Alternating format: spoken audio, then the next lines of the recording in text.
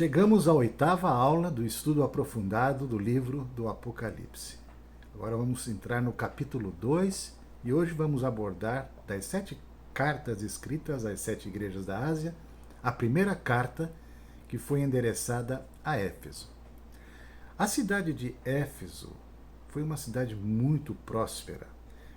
Para vocês terem uma ideia, no século I a.C., Éfeso era a segunda cidade mais importante, só perdia para Roma. Naquela ocasião tinha lá cerca de 250 mil habitantes. E ela tinha como cartão postal o Templo de Ártemis, ou o Templo de Diana para os romanos. Esse templo foi construído no ano 500 a.C. e foi considerado uma das 7 maravilhas do mundo antigo. No século V, ali no ano 401, uma multidão encabeçada por um homem muito importante na história cristã, João Crisóstomo, destruíram esse templo.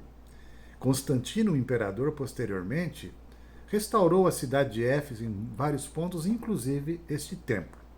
Mas no ano 600 e pouco, no século VII, um terremoto atingiu severamente a cidade de Éfeso e também o templo de Ártemis.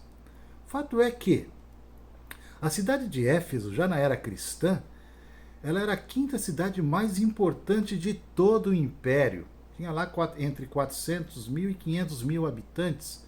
Muitas pessoas de muitos lugares distantes vinham até Éfeso por causa do comércio, por causa da busca de novidades. Uma cidade que estava em franco progresso. Ela era a capital, né, da província do Império Romano na Ásia. Então era uma cidade de muito destaque. E também tinha muita idolatria, tinha também muita imoralidade, muita perversidade sexual, promiscuidade, enfim. Tudo que uma cidade grande e progressista acaba tendo, não é? Nós temos aqui algumas ruínas. E essa primeira ruína aqui, eu quero apresentar para vocês. Essa é a biblioteca de Celso. Celso foi um senador importante romano e ele construiu essa biblioteca com recursos próprios do seu salário. E ele abrigou nessa biblioteca mais de 12 mil rolos importantes. Temos outras ruínas que também são magníficas. Esta, por exemplo, aqui é do Teatro Romano de Éfeso, que simplesmente podia abrigar 25 mil pessoas. Uma visão panorâmica das ruínas. E aqui nós temos o Ágora. Ágora era um lugar, assim, aqui temos um tipo de uma rua, né, com colunas. E o Ágora era um lugar de reuniões. Então as pessoas se reuniam para debater, discutir, trocar ideias, os magistrados, os sábios, enfim. Era um lugar para o diálogo e para a argumentação. Muito bem. Antes de descrevermos um pouco mais da história de Éfeso com a vida cristã, ou seja, com Paulo, a viagem de Paulo, nós vamos aqui ler, então, vamos ler, talvez você não tenha a sua Bíblia aí no jeito, mas você vai ler aqui conosco, tá bom? Então vamos lá no capítulo 2, versículos de 1 a 7. A carta à igreja de Éfeso. Ao anjo da igreja em Éfeso escreve: estas coisas diz aquele que conserva na mão direita as 7 estrelas e que anda no meio dos 7 candeeiros de ouro. Conheço as tuas obras, tanto o teu labor como a tua perseverança, e que não podes suportar homens maus, e que puseste à prova os que a si mesmos se declaram apóstolos e não são, e os achastes mentirosos. E tens perseverança, e suportaste provas por causa do meu nome, e não te deixaste esmorecer. Tenho, porém, contra ti que abandonaste o teu primeiro amor. Lembra-te, pois, de onde caíste, e arrepende-te. e volta à prática das primeiras obras. E se não, venho a ti e moverei do seu lugar o teu candeeiro, caso não te arrependas. Tens, contudo, a teu favor que odeias as obras dos nicolaítas, as quais eu também odeio. Quem tem ouvidos, ouça o que o Espírito diz às igrejas. Ao vencedor, dar-lhe-ei que se alimente da árvore da vida que se encontra no paraíso de Deus. Antes de discorrermos um pouco sobre o conteúdo dessa carta, vamos lá então. Inicialmente aqui temos a história de Paulo em relação a Éfeso. Paulo visitou a cidade de Éfeso em sua segunda viagem. Isso está narrado lá em Atos 18, 19 a 21. Ele conhece Priscila, Áquila e Apolo, que ali também pregaram a palavra de Deus. Paulo, em sua terceira viagem, aí ele ficou 3 anos ensinando diariamente a palavra de Deus numa escola chamada Escola de Tirano, que era um filósofo. Né? Então, ele tinha ali os seus alunos, seus discípulos, na parte da manhã, ele então dava suas aulas, mas à tarde ele cedia o espaço para o apóstolo Paulo pregar, ensinar o evangelho. Paulo, no final, vai se despedir dos presbíteros, e essa passagem de Atos 20, os versículos 17 a 38, é uma das passagens mais emocionantes da Bíblia, porque a despedida de Paulo dos presbíteros de Éfeso, ali na praia, que eles se abraçam e choram, eles tinham certeza que nunca mais iriam ver a face de Paulo, é realmente muito emocionante. Isso por volta do ano 57. Por volta do ano 60 a 63, bem possivelmente ano 62, Paulo enviou de Roma, quando ele estava aprisionado, a sua primeira prisão, a sua carta aos Efésios. Ele deixou Timóteo encarregado dessa igreja. Timóteo foi o líder da igreja de Éfeso. E quando então Paulo escreve a primeira carta a Timóteo, capítulo 1, 3, ele ressalta isso. Eu te deixei em Éfeso para que você admoeste aqueles que estão ensinando outras doutrinas, se perdendo em fábulas, genealogias, promovendo discussões sem fim. Nada disso interessa. Precisam retornar à palavra de Deus. Essa igreja, no tempo já então em que ela, do Apocalipse de João, quando está recebendo a carta, ela tinha uma história aí de mais ou menos 40 anos de existência. Muito bem. Eu disse que a carta tem um modelo. Então ela tem um destinatário ali, uma apresentação, e tem uma autodesignação. Aqui em Éfeso, o Senhor Jesus se apresenta como aquele que conserva na mão direita as 7 estrelas e que anda no meio dos 7 candeeiros, que são as igrejas. Na verdade, o mistério de Cristo é a igreja. O Senhor Jesus ama a sua igreja. Lá em Efésios 5, quando ali nós temos uma explanação brilhante sobre, uma analogia sobre o casamento entre o homem e uma mulher, e Cristo e a igreja, ele diz assim aos maridos para amarem suas mulheres, assim como Cristo amou a sua igreja e a si mesmo se deu por ela. E eu gostaria ainda de dar mais uma referência sobre essa questão de como a igreja é importante para o Senhor. E a carta aos Efésios é a carta mais primorosa no sentido de revelar a igreja do Senhor. Ali a igreja ela é apresentada com metáforas magníficas. A igreja como sendo o corpo de Cristo, como sendo a família de Deus, como sendo o edifício de Deus, como sendo a noiva de Cristo, como sendo um exército. Então, de vários ângulos, de várias facetas, o Senhor revela o quanto ele preza a igreja, o quanto a igreja é preciosa para ele. Tão preciosa que lá no capítulo 20 de Atos, no versículo 28, diz assim o texto: Atendei por vós e por todo o rebanho, sobre o qual o Espírito Santo vos constituiu bispos, para pastoreardes a igreja de Deus, a qual ele comprou com o seu próprio sangue. Custou o sangue do Senhor Jesus. Então, essa sua autodesignação, ele está no meio da igreja. A igreja é o mistério de Cristo. Então, temos que prezar pela vida da igreja, temos que amar a igreja também, porque Cristo ama a sua igreja, tanto é que deu sua vida por ela. Ela é louvada. Essa igreja de Éfeso era uma igreja muito abençoada. Por quê? Porque ela tinha obras, ela era uma igreja operante, ela era uma igreja ativa, que se movia, produzia muitos frutos, né, de assistência e também de labuta, de perseverança.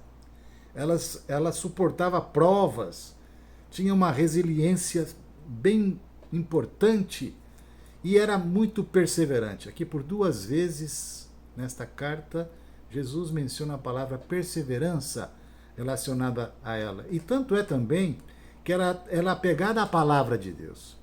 E ela não aceitava receber ensinos que não estivessem em sintonia com a palavra de Deus. Eles então punham à prova aqueles que se diziam apóstolos, que iam lá ensinar, mas eram falsos apóstolos. E não eram, como diz a palavra, eram mentirosos.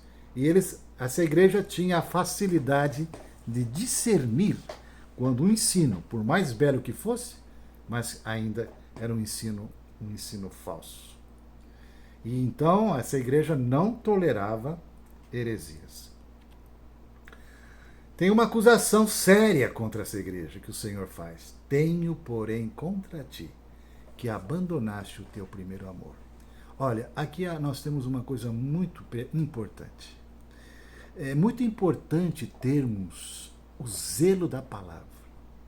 Muito importante almejarmos a doutrina correta.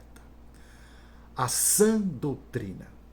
Tudo aquilo que está em conformidade com a santa palavra de Deus. Ou seja, com toda a ortodoxia. Ou seja, temos clareza nas nossas mentes. Temos uma compreensão, uma clareza a respeito das doutrinas da palavra de Deus. Mas se essas doutrinas só ficarem nas nossas mentes e não aquecerem os nossos corações, de nada vale.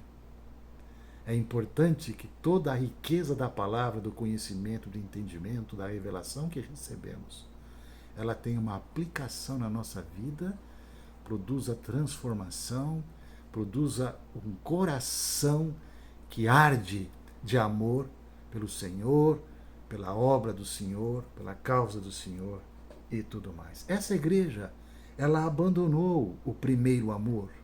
Aqui primeiro está muito relacionada ao melhor amor. Né? Aquela coisa de primícia, aquilo que é de melhor para Deus. O melhor amor. Então essa é a queixa do Senhor para com essa igreja tão zelosa, tão séria, tão batalhadora, tão perseverante, mas tinha esse problema. E então vem a exortação. Vocês precisam voltar à prática das primeiras obras. O quê? As primeiras obras. Talvez não tivessem tanto conhecimento da palavra no início, mas tinham um amor caloroso pelo Senhor e pela sua obra. Essa então é a exortação. E o Senhor faz uma advertência. Eu moverei do seu lugar o teu candeeiro, caso não te arrependas. Essa mensagem do arrependimento é uma mensagem importante.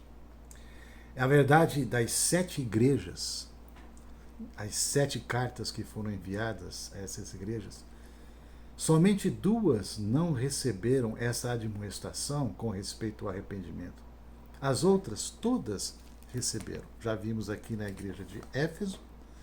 A outra igreja, a igreja de Pérgamo, no capítulo 2, o versículo 16, diz assim: portanto, arrepende-te, e se não venho a ti sem demora, e contra eles pelejarei com a espada da minha boca. Arrepende-te. A igreja de Tiatira também recebeu. No capítulo 2, o versículo 21, diz assim: dei-lhe tempo para que se arrependesse. Ela, todavia, não quer arrepender-se da sua prostituição. Mais à frente, a outra igreja de Sardes, no capítulo 3, versículo 3. Lembra-te, pois, do que tens recebido e ouvido, guarda-o e arrepende-te. Porquanto, se não vigiares, virei como ladrão, e não conhecerás de modo algum em que hora virei contra ti. Arrepende-te. E ainda a carta à igreja em Laodiceia, lá no capítulo 3, versículo 19.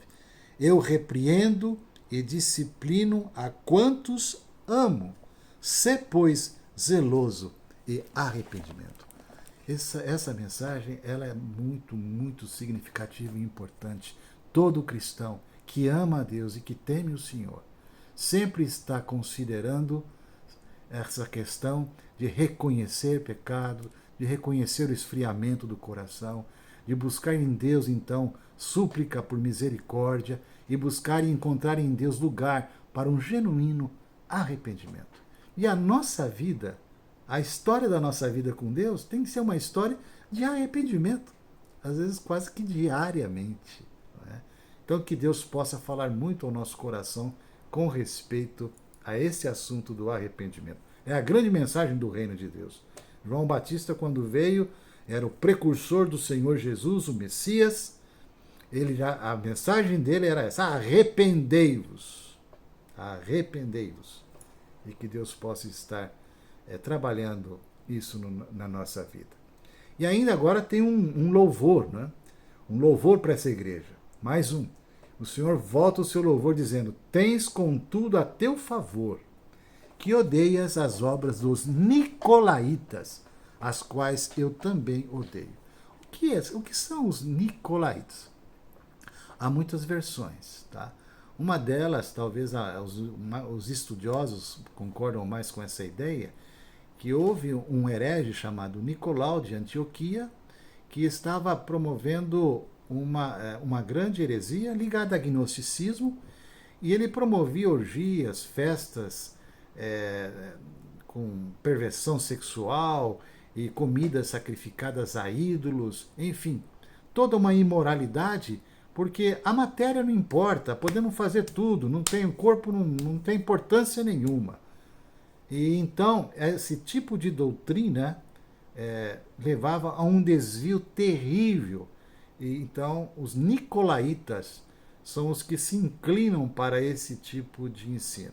Há também, um pouquinho mais à frente, no capítulo 2, quando então é dirigida a carta a Pérgamo, nós vamos ver que ali também é citado essa questão dos nicolaítas, e relaciona também essa obra dos nicolaítas com Balaão, lá em Números 22, capítulos 22, 23, 24, a história de Balaão, que ele acaba um falso profeta, porque ele desobedece a Deus, mas em nome de Deus ele quer fazer uma intermediação entre Israel e Moabe, e ele acaba então incitando a imoralidade também, insinuando que as moabitas seduzissem os israelitas. Enfim, então ele também é associado à questão dos nicolaítas.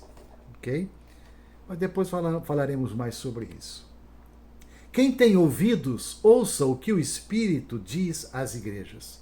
Ao vencedor, dar-lhe-ei que se alimente da árvore da vida que se encontra no paraíso de Deus. Em todas as cartas, ao final, o Senhor termina com uma promessa. E esta promessa é maravilhosa. Sempre ele diz ao vencedor, ou seja, aqueles que perseverarem em Cristo.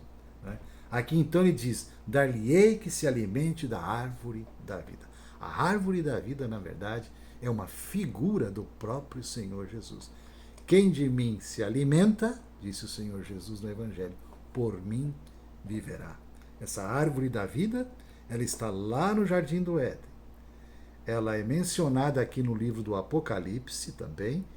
tanto nesse momento aqui, mais no final do Apocalipse, porque do começo ao fim, a árvore da vida fala de Cristo. E a palavra de Deus, do início ao fim, tem como objetivo primordial e central anunciar a Cristo. O próprio Senhor Jesus, no Evangelho de João, no capítulo 15, ele disse que ele era uma árvore. Ele disse: eu sou a videira verdadeira. Eu sou a videira. E a videira está relacionada com a vida. Graças a Deus por este estudo da primeira carta, que é dirigida então aos Efésios. Que Deus abençoe a sua vida e nos encontramos, se Deus quiser, na próxima aula. Um abraço.